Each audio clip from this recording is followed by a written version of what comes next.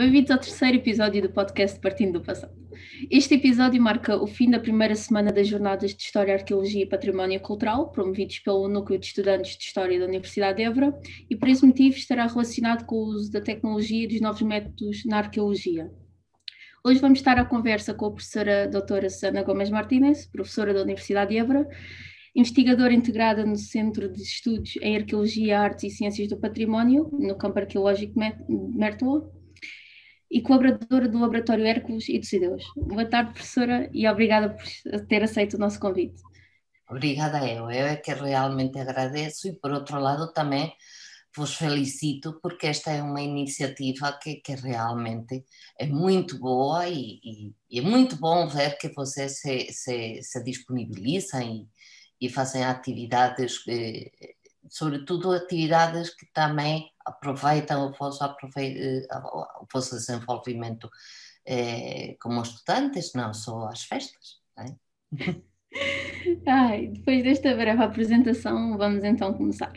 Acho que é seguro dizer que a arqueologia é uma ciência que, embora esteja em constante mudança, tem as suas limitações e continua a haver várias perguntas ao qual não se sabe responder, porque, afinal de contas, o trabalho do arqueólogo está sempre incompleto.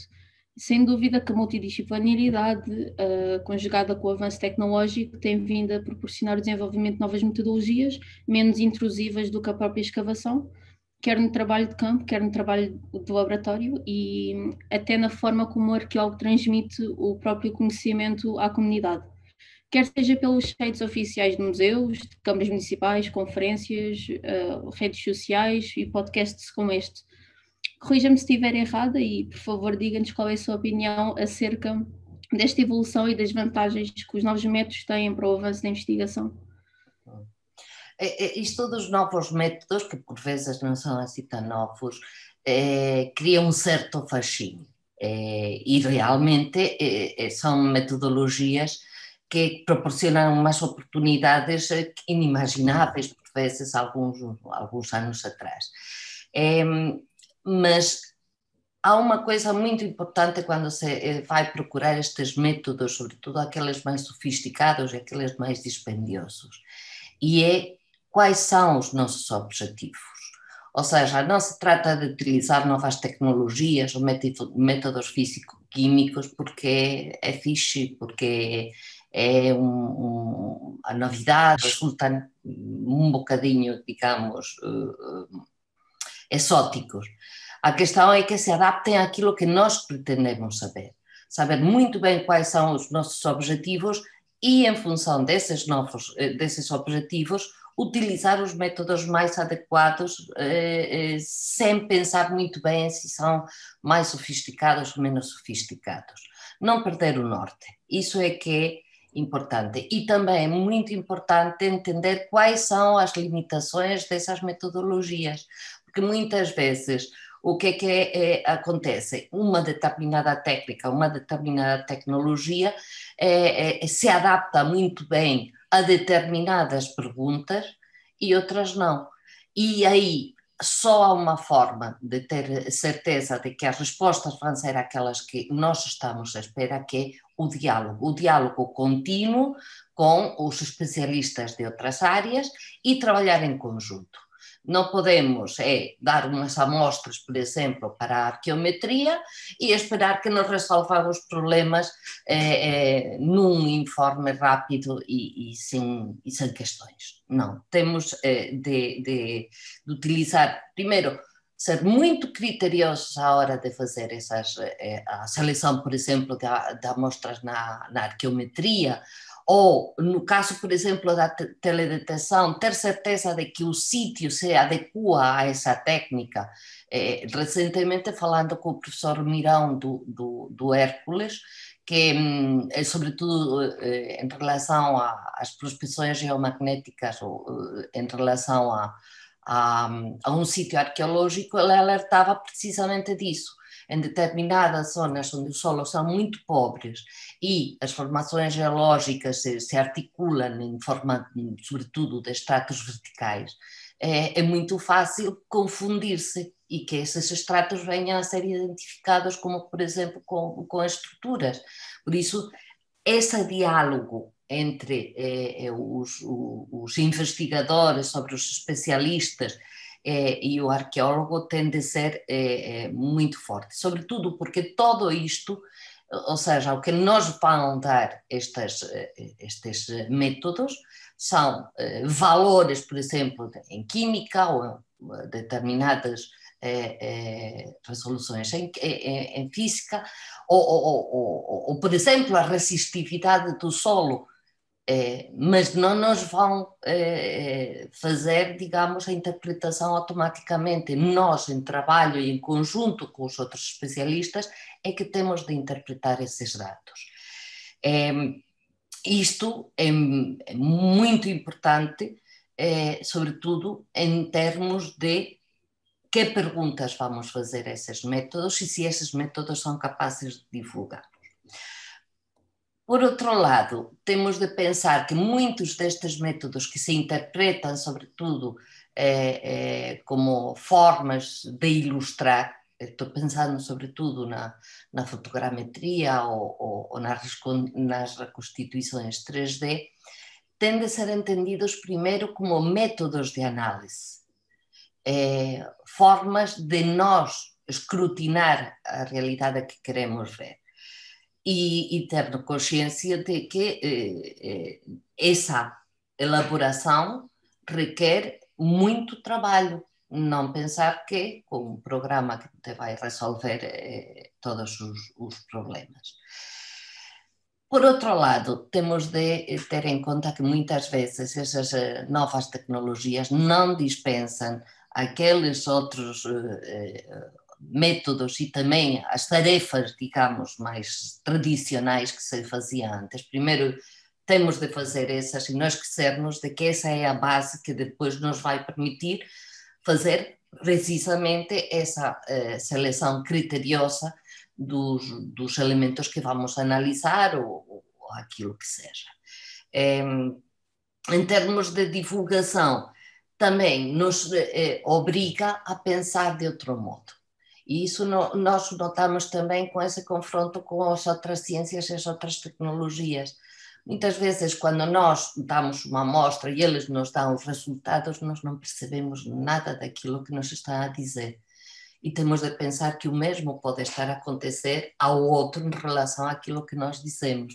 Nós temos de fazer uma linguagem que seja fácil, utilizar uma linguagem que seja fácil trocar com outras áreas científicas. Agora, não se façam ilusões, o mundo académico e científico ainda responde mal a estas coisas da multidisciplinariedade. Há muitos receios, muitas resistências, é difícil, digamos, sair da nossa área de conforto, daquilo que dominamos, para ir buscar outras ciências onde não estamos à vontade. E isso ainda há muitas resistências a esse tipo de abordagens. Nós temos também de pensar que a aplicação de metodologias muitas vezes também tem umas certas limitações, por exemplo, quanto ao custo. Eu sei que em alguns países é muito mais barato recorrer, por exemplo, a sistemas de informação geográficos do que propriamente escavar em si, então recorrem sempre às reconstituições 3D, fazendo apenas pequenas sondagens. Acho que foi a professora Leonor que nos falou disso uma vez, cerca de habitações do Paleolítico e do Neolítico, em que simplesmente tiram uma pequena sondagem e isso não é bem a realidade em Portugal. Sim. Não sei se a professora tem alguma coisa a dizer acerca disso. Bom, vamos lá ver. Por um lado, é verdade, são técnicas por vezes menos dispendiosas do que a escavação tradicional, mas também dá uma informação diferente. Voltamos àquilo de adequar os nossos objetivos e as nossas expectativas àquilo que são os métodos. Os métodos, digamos, de teledetecção, etc., têm limitações. E temos de entender que essas limitações temos de responder-las de outras formas.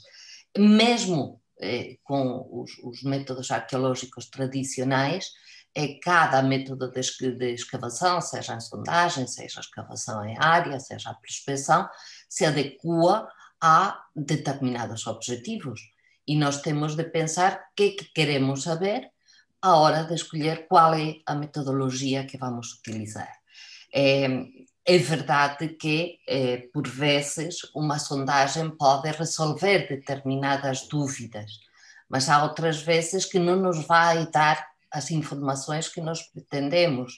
Se nós queremos compreender, por exemplo, o urbanismo de uma cidade, é muito difícil que isso se consiga com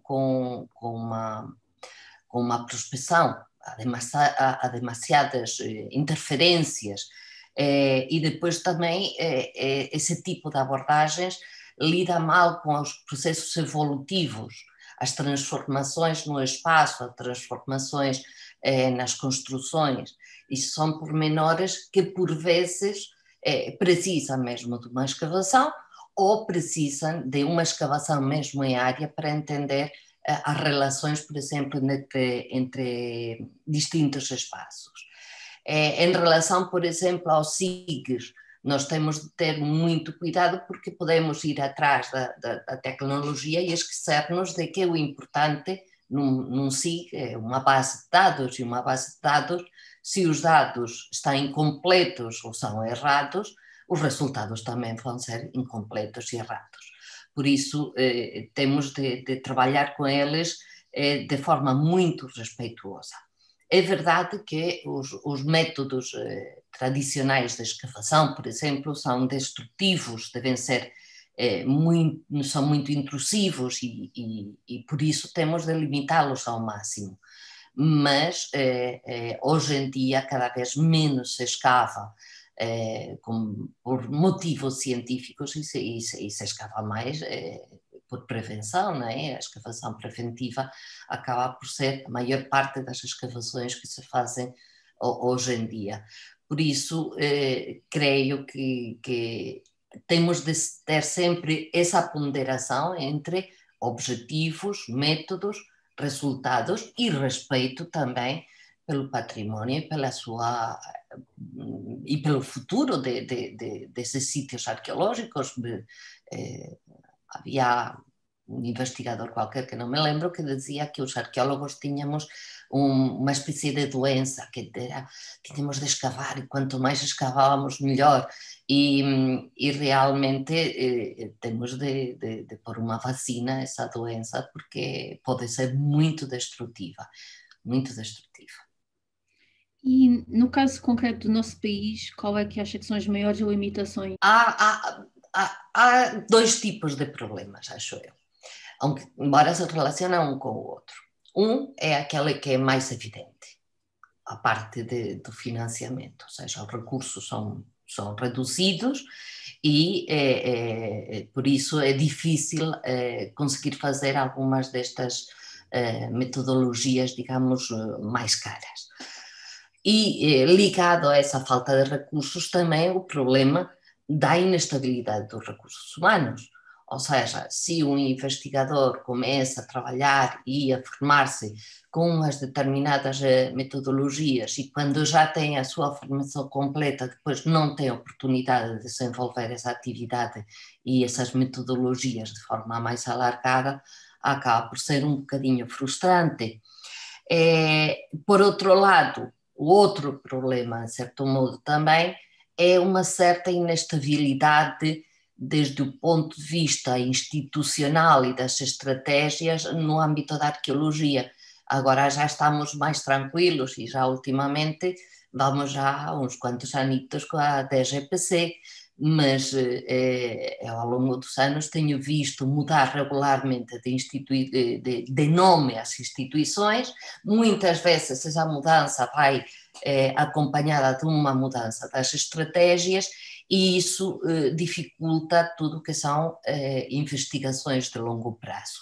E quem diz a nível, digamos, nacional, também pode acontecer, e acontece muito a nível local, a dependência muito destes ciclos, por vezes políticos, Por outras vezes financeiros, por exemplo, os ciclos que vêm marcados pelos financiamentos comunitários, que te permitem durante algum tempo desenvolver uma atividade e depois de repente param e depois tendem-se a voltar.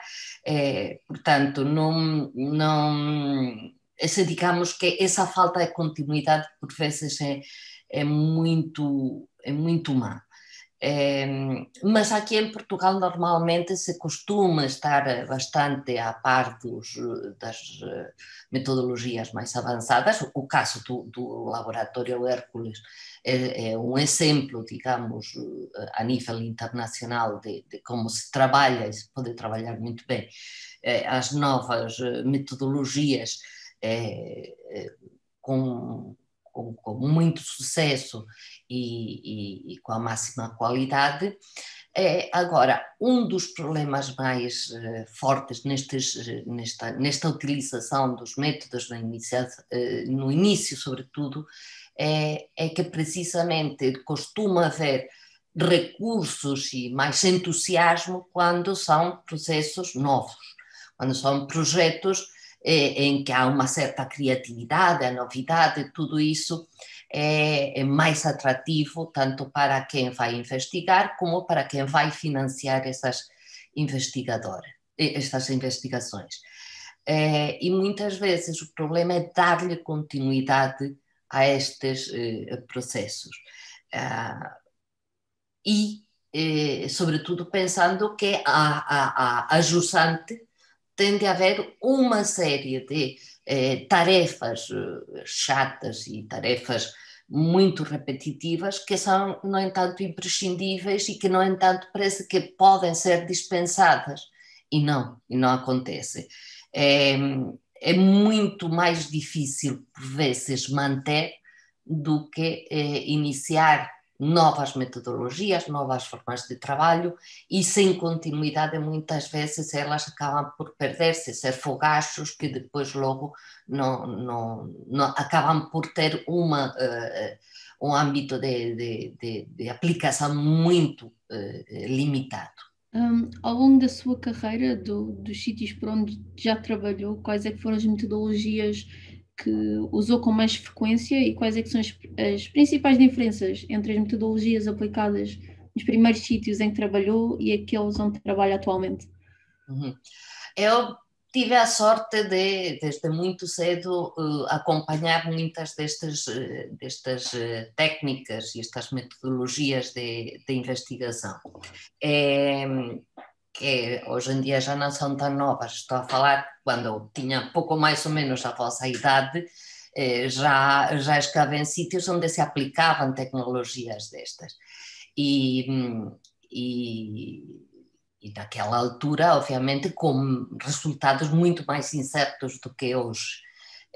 Lembro-me numa escavação que estávamos a aprender, tanto a equipa que fazia físico-química como a que fazia a arqueologia em Carratermas, uma necrópolis do final da Idade do Ferro, início do período romano, em que trabalhávamos em conjunto para detectar as sepulturas antes de escavar as sepulturas. E era muito interessante porque íamos aprendendo todos, eles aprendiam com o que nós fazíamos e nós com o que eles faziam. Primeiro se fazia, digamos, o levantamento e depois nós escavávamos e se podia confirmar se efetivamente aquelas anomalias que eles detectavam tinham um significado em termos arqueológicos. Isso da interpretação é fundamental. E aquilo foi muito interessante precisamente por isso, porque realmente estávamos a aprender todos ao mesmo tempo nesse diálogo. Mais tarde, estou a falar ainda finais dos 80, inícios dos 90, fui a outra escavação onde se fez aquilo que falávamos há um bocadinho, ou seja, se fez primeiro a prospecção eletromagnética, nos deram a planta da Vila Romana que íamos escavar, portanto, fantástico, e quando chegamos lá a fazer as tais sondagens, não encontramos absolutamente nada, nada, não havia rigorosamente nada.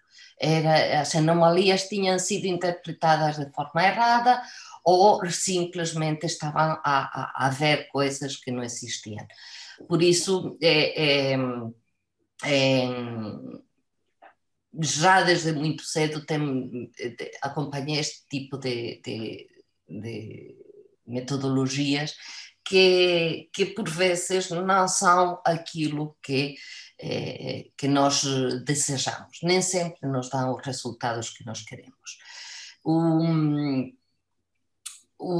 Há metodologias que já trabalhei e não deram em nada também, algumas com algumas expectativas, mas por vezes é o próprio sítio arqueológico e os próprios vestígios arqueológicos que não o permitem. Por exemplo, uma das coisas que eu teria adorado é que um dos fornos de produção cerâmica que se encontrará aqui em Mértola tivesse pedido ser datado por paleomagnetismo. E até convencia um amigo de França que veio cá fazer o levantamento, que tem de ser feito com muito cuidado das amostras para fazer o paleomagnetismo. Mas o forninho estava tão destruído, havia tão pouco material onde se agarrar, que não foi possível, ou seja, foi uma frustração para todos, porque realmente aquilo não dava, não dava. Nem sempre são possíveis, nem sempre o sítio permite e por vezes é um bocadinho frustrante. Talvez a metodologia as metodologias que estão cada vez a avançar melhor daquelas com as que eu tenho trabalhado são a arqueometria. Na arqueometria, sim, mas a arqueometria sobretudo porque esse diálogo foi muito interessante, muito importante entre os investigadores, mas sempre, claro está, quando há esse diálogo de perceber quais são para eles, quais são as nossas perguntas e nós conhecer as limitações. A primeira vez que fiz análises de pastas com um investigador de Madrid foi muito frustrante porque ele disse temos muito apenas lâminas, aquilo que se chama as lâminas delgadas, a petrografia, pois se não há um elemento muito distintivo, algo que nos permita identificar claramente algo que seja muito próprio de uma região, é difícil conseguir esse resultado. No entanto, agora, cruzando várias metodologias, os resultados são muito mais fiáveis e, por exemplo, está a acabar a sua tese de doutoramento o Máximo Beltrame no Hércules, que realmente nos tem proporcionado muita informação e muitas das coisas que eu já escrevi na minha tese há muito tempo, vou ter de reescrevê-las, porque aquilo não era bem aquilo que a gente pensava, e dá, digamos, outras respostas, ou seja, não é que estivéssemos errados, estávamos errados, sim, mas há outras respostas que obtivemos e que na altura não conseguíamos ter. Mas, sobretudo, é isso, esse processo dinâmico que é o mais interessante deste cruzamento entre outros. Há algumas técnicas e algumas coisas que ainda não consegui desenvolver e teria gostado muito e espero num futuro fazer, sobretudo no desenvolvimento da análise de resíduos no interior dos objetos, por exemplo, para saber o que é que contiveram. E isso eu acho que com pouco tempo vamos ir conseguindo fazer avanços nessa área. No caso concreto desse diálogo com outros cientistas, é extremamente importante, mesmo para não comprometermos, no caso da arqueometria, as próprias amostras, para que não seja inconclusivo, porque o arqueólogo cometeu algum erro que não o permitisse depois proceder com o resto. Gostaria de saber a sua opinião sobre tema e as suas expectativas para o futuro da arqueologia, quer sejam coisas que já existem e que devem ser aplicadas ou algo que ainda está em falta, no nosso caso, principalmente, no nosso caso em Portugal. Uhum. Aquilo que disseste tinha toda a razão. Muitas vezes não, quando mandamos análises, não queremos sacrificar o bom. Sacrificamos muitas vezes aquilo que é menos interessante para nós, mas também aí recebemos a resposta que merecemos. Se não mandamos bons materiais, também não vamos obter boas respostas. Por isso é muito importante, sobretudo, que quando enviamos amostras para qualquer tipo de análise, que sejam, sobretudo, muito bem contextualizadas, que é aquela questão que para mim é sempre muito importante frisar, o contexto. Coisas que estão fora de contexto têm um valor muito inferior a coisas que estão bem situadas no espaço, com uma fiabilidade estratigráfica grande, e isso é muito importante. O que é que gostaria que acontecesse, novas metodologias, algumas...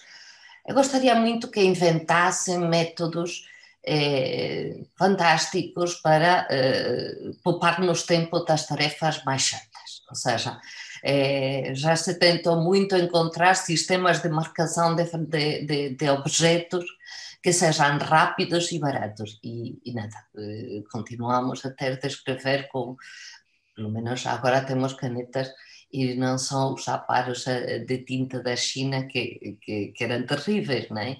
Mas isso essas tarefas mecânicas continuam a ser aquelas que muitas vezes temos de fazer e não encontramos quem nos resolva essas dificuldades que, digamos, que estão no processo de investigação e que nos podiam fazer para algum tempo. Gostava muito de um melhor desenvolvimento dos métodos de datação de artefactos. A termoluminescência é uma metodologia que, por enquanto, ainda tem algumas dificuldades. Não parece que ultimamente está a haver resultados muito melhores, sobretudo em termos de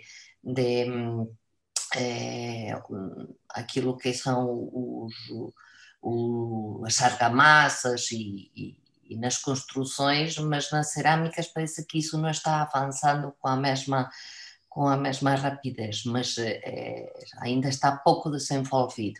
Mas essa é uma das tecnologias que eu gostaria muito de ver melhorada. Mas o desafio é, sobretudo, olhar para os caminhos que ainda não se conhecem, ou seja, manter o entusiasmo, manter, sobretudo, a curiosidade por outras disciplinas e procurar aprender com eles e alargar os nossos horizontes, sair daquilo que é a nossa pequena especialização e que muitas vezes nos impede de ver um quadro mais alargado. Isso é fundamental. Olhar para o lado, não só a nossa mesa e o nosso âmbito disciplinar, sino tentar também aprender com outras áreas disciplinares diferentes. Sabemos que atualmente está integrada no campo arqueológico de Mértola, e antes de nos despedirmos gostava de falar um pouco sobre o projeto. Atualmente, bom, este ano vai fazer já 30 anos que ando aqui por Mértola. Escolhi o pano de fundo de propósito por isso e realmente é um projeto que se tem transformado também no meu projeto de vida e nesse sentido é algo que não vou deixar de manter. Isso com certeza. Quando eu cheguei aqui a Mértola já há muitos anos, podem crer que o projeto de Mértola era algo inédito, algo inaudito. Já tinha percorrido muitas escavações e quando eu cheguei e conheci o projeto Mértola, fiquei fascinada, completamente rendida a um projeto que tinha características completamente diferentes aos outros projetos que eu já conhecia. Há 20, 30 anos, 40 já atrás, ninguém falava em arqueologia cidadã.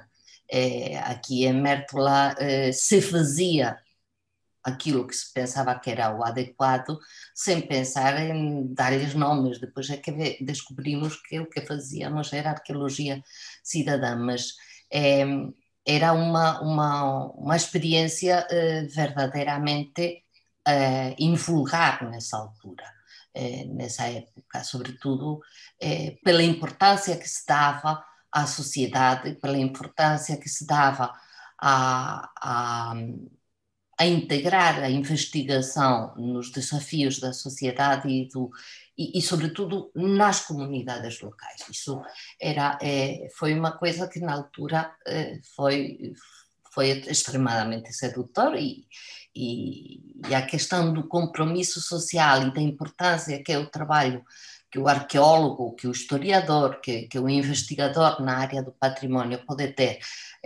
para uma pequena comunidade, era algo que, com vossa idade, era extremadamente sedutor e, claro está, deixem-me seduzir e ainda aqui estou apaixonada por esta terra e pelo projeto.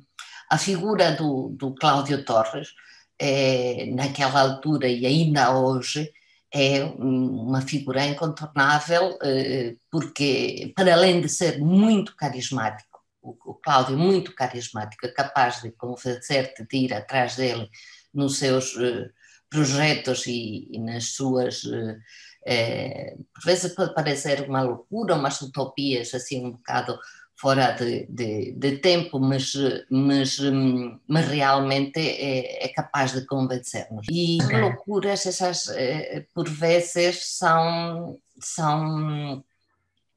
muito interessantes, sobretudo uma coisa, e é que ele sempre foi um inovador. Não precisou das novas tecnologias muito desenvolvidas, muito tecnológicas, para fazer uma investigação inovadora. É no próprio conceito onde também se pode ser inovador. Isso também é importante. Nas abordagens que se fazem, como se fazem, como se pensam as coisas. E a questão na altura, inicialmente, nos anos 80, 90, aquilo de dar-lhe mais importância à divulgação na sociedade do que na academia, na comunidade local do que nos outros investigadores, era uma coisa impensável e era muito criticado por isso, e hoje em dia, no entanto, é aquilo que está na moda. Mas não era só nisso, na área do património, por exemplo, quando esteve na Unesco, ele começou a falar da importância de classificar as paisagens rurais. E toda a gente olhava para ela e dizia, este homem é maluco. Hoje em dia se está a classificar paisagens rurais. Portanto, muitas vezes não é nas tecnologias sofisticadas onde se encontra inovação.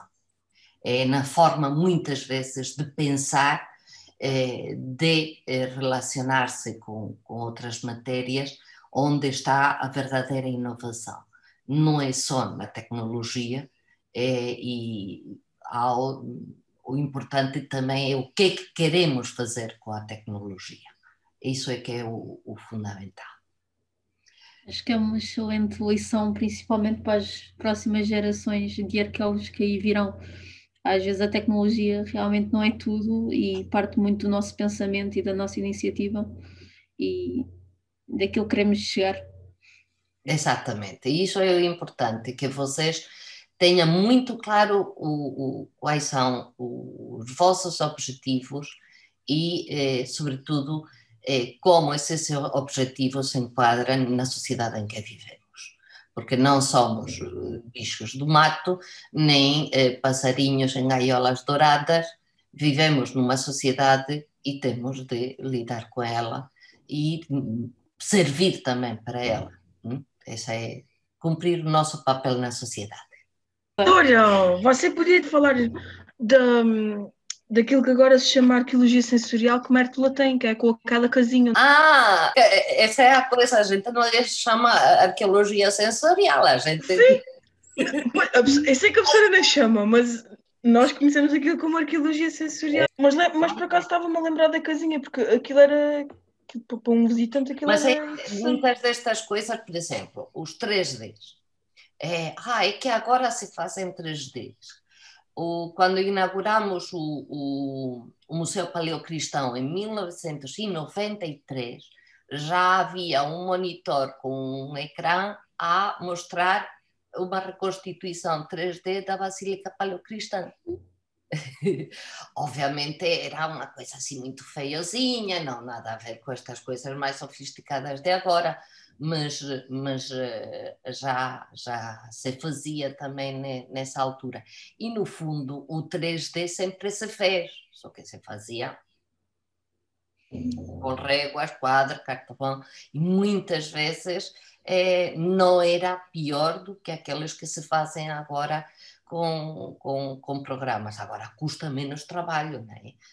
As fotogrametrias se fazia também antes do digital, só que antes do digital aquilo dava uma trabalheira doida, porque a fotogrametria nessa altura tinha de se fazer com grandes macros e com fotografias montadas com uma espécie, como se fazem os filmes, né? com aqueles sistemas para que tudo fosse na mesma linha, assim, muito, muito, muito bem feitinho. E hoje em dia, com qualquer máquina digital, se fazem isso se tem de fazer muitas fotografias e faz-se uma fotogrametria com bastante facilidade. Nesse âmbito, por exemplo, essas tecnologias são muito agora são mais fáceis de executar do que era antes, mas os conceitos muitas vezes já estavam lá. Em relação à arqueologia sensorial e por exemplo, aquilo de utilizar os outros sentidos, que é algo que sempre nós sempre quisemos reconstruir uma casa de Alcaço, vai meter as pessoas dentro para sentir os espaços. E finalmente conseguimos fazer, mas nunca pensamos em pôr a etiqueta de arqueologia sensorial, era para as pessoas perceberem melhor, para perceber com todos os sentidos.